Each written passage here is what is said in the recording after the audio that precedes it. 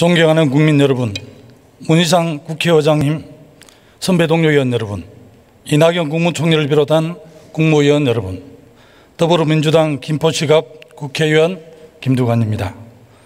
지난 6월 30일 또 한 번의 역사적인 순간이 있었습니다. 정전협정 66년 만에 사상 최초로 북미 두 정상이 손을 맞잡고 군사분계선을 넘어 북한 땅을 밟았습니다. 남북미 정상이 한자리에 모여 회동을 하고 전 세계에 한반도 비핵화와 항구적 평화체제 정착을 위한 의지를 알렸습니다. 하지만 이 역사적인 순간을 시샘이라도 하듯 자유무역을 주장하던 일본 아베 총리는 G20 정상회의가 끝나자마자 경제보복 조치를 단행했습니다. 치욕적이지만 일본이 미국을 대하는 것으로부터 우리가 가야 할 길을 분명히 느낍니다. 대일 의존도를 낮추고 국내 산업 육성의 기회로 삼아야 합니다. 일본보다 더 강한 대한민국으로 거듭나야 합니다. 분열하기보다 좌절하기보다 힘을 모아 극복해야 합니다. 이번 임시국회가 여야 국회, 정부가 함께 힘을 모으는 그 시작이 되어야 함을 말씀드립니다.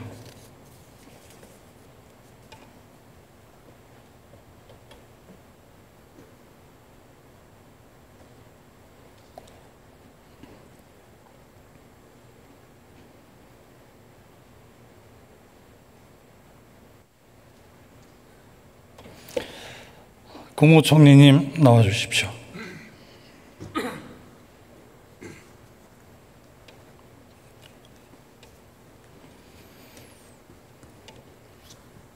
총리님 고생이 많으십니다. 네, 감사합니다. 지난달 말에 정말 또 한 번의 역사적인 감동의 순간이 있었습니다.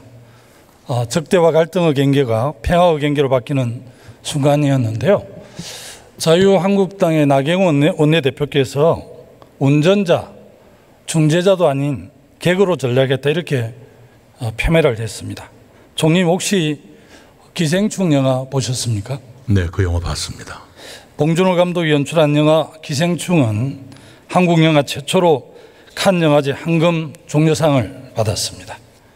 봉준호 감독은 영화에 출연한 주인공이 아닙니다. 그렇다고 해서 봉준호 감독이 이 영화의 계기라고 말할 수 있겠습니까? 어떻게 생각하십니까? 네, 저는 그 영화를 보고 난 뒤에 그동안에 봉준호 감독의 영화에 대한 신문의 평가가 무슨 뜻인가 하는 것을 영화 보고 난 뒤에 알게 됐습니다. 봉준호 감독의 영화야말로 봉준호 장르다. 봉준호가 곧 장르다. 이런 말을 했던데요. 그걸 강하게 느꼈습니다.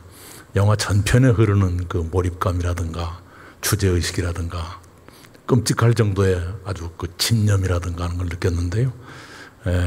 출연하지 않더라도 출연 배우보다 더 강렬한 인상을 주었다고 생각합니다. 봉준호 감독이 없었다면 송강호, 조여정, 이성균 주연들이 아무리 좋은 연기를 하더라도 황금종려상을 받지 못했을 겁니다. 이번 남북미 정상회담, 그 판문점 회담은 바로 문재인 대통령께서 진정한 한반도 평화를 위해서 주연보다 저는 연출을 선택했다고 생각을 합니다. 진정한 중재자의 역할이 저는 이런 거라고 생각하는데요. 이번 문재인 대통령 역할에 대해서 어떤 생각을 갖고 계십니까? 네, 아까도 제가 말씀드린 것처럼 지도자의 진정한 용기와 고뇌가 무엇일까 하는 것을 그 트럼프 대통령의 군사 분계선을 향해 가실 때 문재인 대통령은 창밖에 계셨는데요. 그 창에 비치는 빛 때문에 대통령의 모습이 제대로 비치지 않았습니다. 그때의 대통령의 생각이 무엇이었을까? 참 깊은 감동으로 그 장면을 봤습니다. 적어도 분단 상황에서의 대한민국 대통령은 그렇게 해야 된다고 저는 생각을 합니다. 트럼프 대통령 한미 관계에 대해서 전례 없이 굳건한 관계라고 하고 있고 자유한국당 건국 이래 최악의 수준으로 치닫고 있다 이렇게 생각을 하는데 총리님 지금 한미 관계 어떻게 생각하고 계십니까? 저는 뭐 굳건하다고 생각하는데요. 예, 우선 2년 사이에 정상회담이 8번 있었다는 것은 전례 없는 일이고요.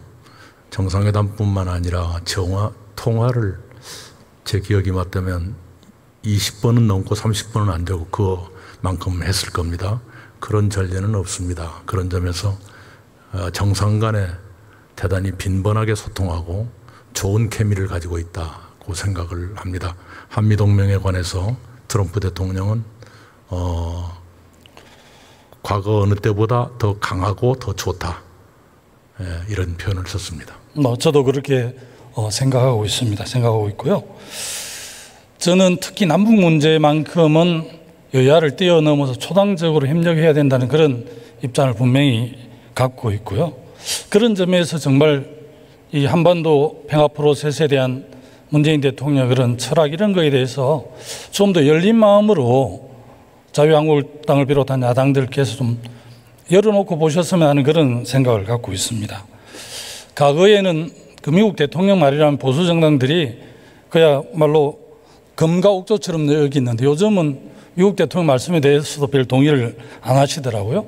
그리고 또 자유한국당 의원들은 주로 대정부 질의를 보면 문재인 정부를 비판하지 않으면 안 되는 그런 혹시 강박관념을 갖고 있는 게 아닌가 이런 생각을 저는 해보면서 좀 안타까움을 느끼는데 총리님 그런 입장에 대해 어떤 생각을 갖고 계십니까? 이제 여러 가지 아프거나 때로는 억울한 일들이 꽤 있다고 늘 느낍니다. 한미 북핵 그 수석 대표들이 베를린에서 곧 만날 예정으로 되어 있고요. 특히 이제 북미 실무간 협상이 진행되고 아마 고위급 회담도 열릴 것으로 봅니다. 저는 이번 판문점 회담에서 자유집에서 트럼프와 김정은 위원장이 회담하면서 백악관을 초청했는데요. 만약 9월이나 10월경에 초청을 하게 되면 와싱턴 회담에 이어서 유엔에서 연설을 할 수 있지 않겠느냐. 그러면 이 남북 문제가 상당히 더 진전을 하지 않을까. 그런 측면에서 우리 정부의 역할이 크게 기대가 되고 역할이 있다고 생각을 합니다. 그 점에 대해서 총리 어떤 준비를 하고 계십니까? 예, 앞날에 어떤 일이 있을지 제가 잘 모릅니다. 그리고 특히 이번에 판문점에서 벌어진 일을 봐도 트럼프 대통령의 상상력이 늘 저를 능가하고 있어서 저 같은 참새가 대붕의 뜻을 어찌 알겠는가 하는 그런 생각을 늘 합니다. 겸손한 말씀이시고요. 총님이 일본의 경제 보복에 대해서 국민들께서 걱정이 많으시고요. 또 많은 국민들께서 분노하고 계십니다. 국제사회뿐만 아니라 일본 언론에서도 비판이 이어지고 있고요. 또 이번 오사카 G20 회담을 일본이 주최를 했고 거기서 자유롭고 공평한 무역을 강조를 했는데 그 서명의 잉크도 마르기 전에 왜 일본 이런 조치를 무역 보복 조치를 취했다고 생각하십니까? 예, 뭐 일본 측에서 쭉 설명하고 있는 것을 제가 그대로 옮기고 싶은 마음은 없고요. 요컨대 우리 대법원의 강제징용에 대한 판결, 그리고 그 이후 한국 정부가 삼권 분립을 존중하면서 대처하는 것에 대해서 용납하지 못하겠다 하는 생각이 있는 것 같습니다. 그리고 무역에 관해서뿐만 아니라 이제는 안보에 관해서까지 위험할 수도 있는 발언을 하는 것은 자칫 선을 넘고 있는 것은 아닌가 하는 점에서 아베 총리께 좀 더 신중해 주실 것을 요청드리고 싶습니다. 일본이 이런 조치를 취한 그 상황에 대해서 두 가지 견해가 있더라고요. 하나는 참여한 선거에서 보수 우익을 결집을 해서 선거 승리하자는 게 하나의 목적이고, 두 번째는 한국 경제와 남북 관계를 어렵게 해서 문재인 정부를 견제를 하고 남북미 평화협력 체제 구축을 방해하고 내년 우리 총선 향후 대선에서 친아베적 정치 환경을 조성하려고 한다는 것이다. 이런 견해들이 있더라고요. 그런 견해에 대해서는 총리 어떤 생각을 갖고 계십니까? 예, 제가 평론가라면 훨씬 더 다양한 분석을 하겠습니다만은 제 위치가 위치인 만큼 말씀을 자제하겠습니다. 총리 혹시 시간이 없어서 보지 못하셨는지 모르겠는데 SBS 대하 드라마 녹두꽃을 보신 적은 있습니까? 못 봤습니다. 그렇습니까? 네. 전봉준 장군의 한략상을 드라마로 만든 건데요. 녹두꽃을 보면서 역사를 잇는 민족의 미래가 없다는 생각을 저는 가지게 됐고, 최근 네티즌이 이런 글을 하나 냈는데 좀 의미심장해서 제가 좀 말씀을 드려보겠습니다. 아베가 우리에게 일깨워준 5가지. 첫 번째, 일본 편에선 정치인이 많다는 사실. 두 번째, 일본 편에선 언론이 유달리 많다는 사실. 세 번째, 일본 식민경제 산업이 한국에 많다는 사실. 네 번째, 주적이 북한이 아니라 일본이라는 사실. 다섯 번째, 앞으로 모든 선거는 한일전으로 임하는 자세로 똘똘 뭉쳐서 해야 한다는 이런 글을 보면서 이 말이 다 맞지는 않지만 저는 굉장히 의미심장하게 들렸습니다. 혹시 총리님 이 부분에 대한 소회를 좀 말씀해 주시면 좀. 네, 과한 것이 몇 가지 있는 것 같고요. 또 아까 경제에 관한 것은 그만큼 양국 경제가 상호 의존적이고 많이 섞여 있다는 것을 말하는 게 아닐까 싶습니다. 네, 고맙습니다. 총리님 들어가셔도 좋겠습니다. 네. 통일부 장관님 나와 주십시오.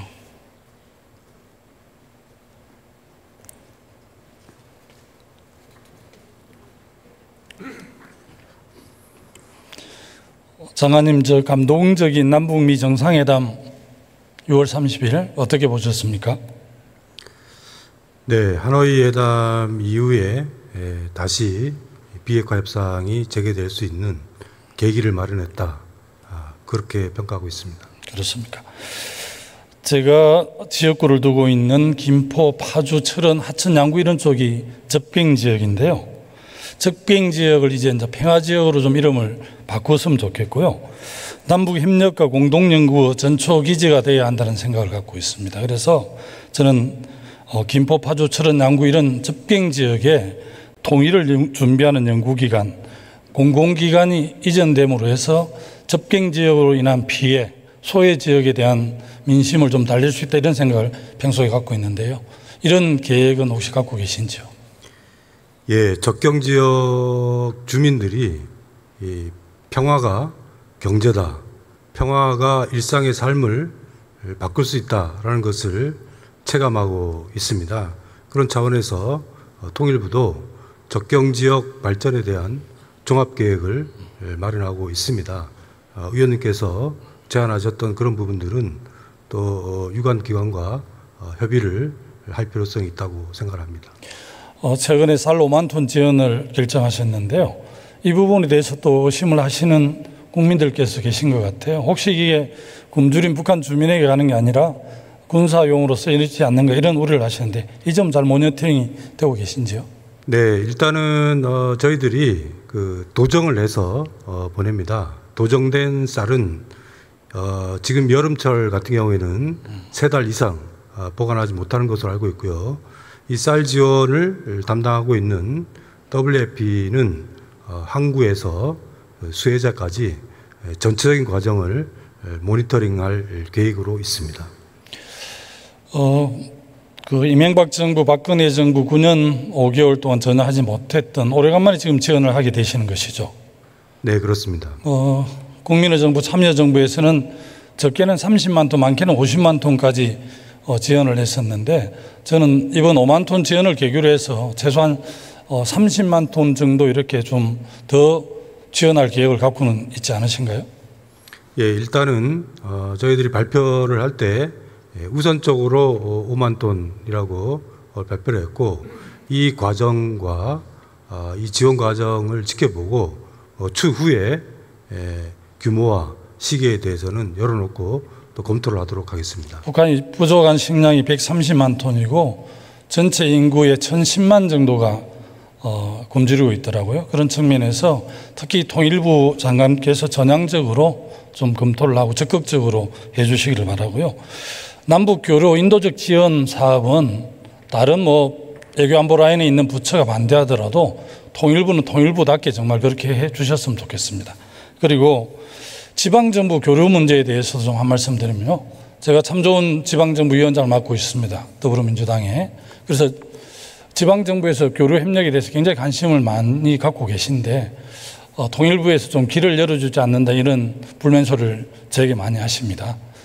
독일 사례를 보더라도 지방정부 교류 협력이 통일을 하는데 굉장히 기반이 됐던 것은 주지어 사실이지 않습니까? 이런 측면에서 지방정부의 교류 협력에 대해서 통일부 장관님 어떤 입장을 갖고 계시고 어떤 지원하실 계획인지 좀 밝혀주십시오. 예, 문재인 정부의 대북 정책에서 가장 중요한 특징 중에 하나가 분권과 협치입니다. 그런 차원에서 통일부도 지방정부의 교류 협력을 활성화하기 위해서 여러 가지를 준비를 하고 있습니다. 일단은 광역 차원에서는 시도지사 협의회와 좀 더 제도적인 협력 방식을 모색하고 있고요. 기초단체들도 관심이 굉장히 많습니다. 그런데 일단은 누구랑 어떻게 해야 될지 모르는 단체들이 많기 때문에 저희들이 좀 상담 기능을 좀 활성화할 생각입니다. 그리고 우리 내부적으로는 절차 간소화를 비롯해서 원스톱 서비스를 준비를 하고 있습니다. 경기도 같은 경우는 평화부지사가 있고요. 또 평화협력구까지 기구가 있을 정도로 상당히 많은 준비를 하고 있고, 또 강원도는 일찍부터 협력을 해왔습니다. 그런 점에 대해서 적극적으로 장관님께서 지원해 주기를 당부를 드립니다. 수고하셨습니다. 국방부 장관님 좀 나와 주십시오.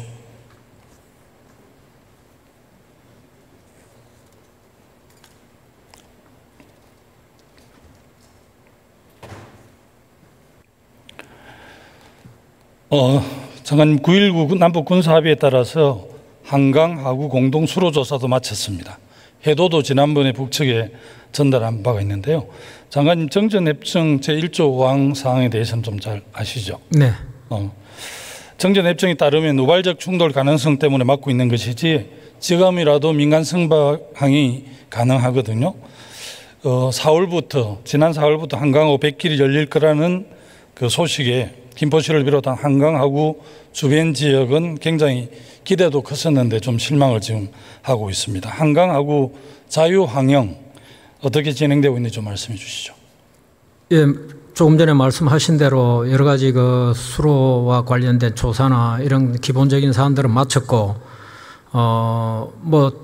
당장이라도 북측에서 호응이 오면은 할 수 있는 그런 준비들은 돼 있습니다. 특히 작전 영향성 평가부터 해서 만일 그렇게 했을 때 우리 군에서는 대비를 어떻게 할 것인가, 뭐 이런 부분까지도 다 돼 있는 상태인데 북측에 지금 호응이 없기 때문에 못 하고 있는 것이고, 앞으로 9.19 군사 합의를 정상적으로 잘 이행해 나갈 수 있도록 북측에서 호응해 오면은 진전이 될 수 있다고 생각하고 있습니다. 한강하고 고양시하고 김포시 인근의 한강 철책선에 대해서도 시민들께서 많은 관심을 갖고 계신데 그쪽 계획은 어떻게 되십니까?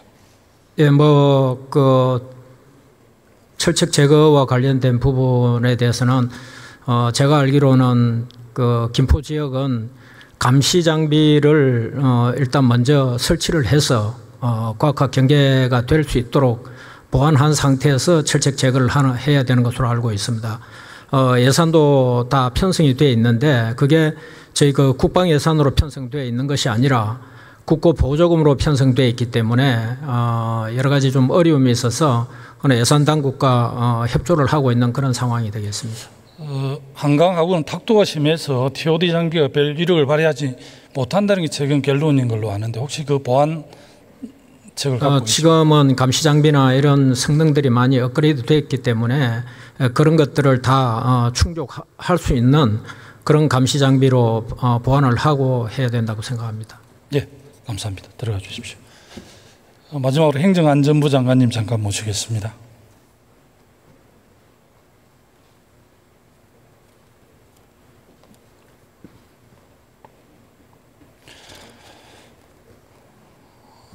장관님 초창기로 고생 많으실 텐데요.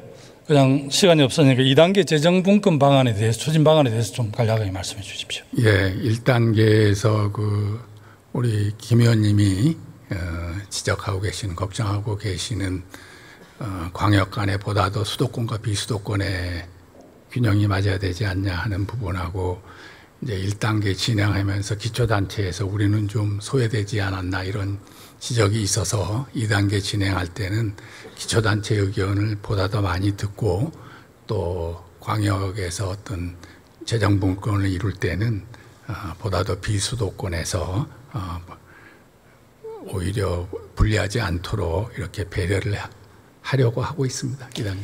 아주 구체적으로 OECD 국가 중에서 우리나라가 중앙 집권도 가장 높은 나라인 걸 아시죠? 예. 기초지방정부에서 지난번 1단계 재정분권 그 계획을 하실 때 시도 강력지방정부 중심으로 이 협의를 내서 굉장히 많이 섭섭해 하시거든요. 그래서 그 점 유념해 주시고요. 또 반드시 2단계 재정분권을 추진하실 때 기초지방정부 의견을 좀 더 많이 반영해 다 이제 주시기를 참여해서 의견을 듣도록 하고 의견을 들어가면서 2단계 재정분권을 추진하려고 하고 있습니다. 재정분권에 가장 협조를 하는 부처가 기재부, 행안부라고 그러는데 우리 행안부는 참여정부 때부터 지금 문재인 정부가 추구하고 있는 지방분권 균형 발전에 가장 개인차 역할을 해주시고 정말 지원하고 도와주는 부처로서 역할을 해주셔야 합니다. 저희는 반드시 지방의 입장에서 중앙정부와 대화를 하고 또 이번 기회에 반드시 자치분권, 재정분권을 이룰 수 있도록 이렇게 노력을 하겠습니다.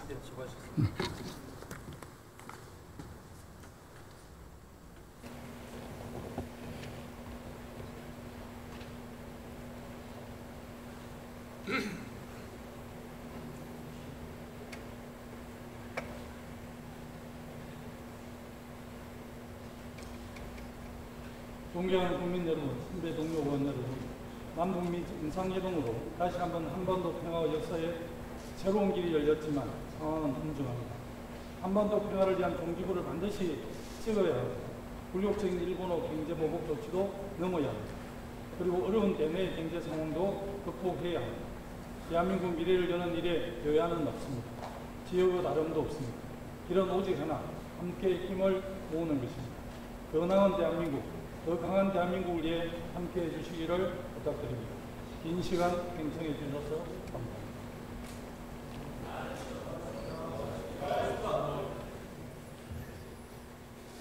김두관 의원 수고하셨습니다.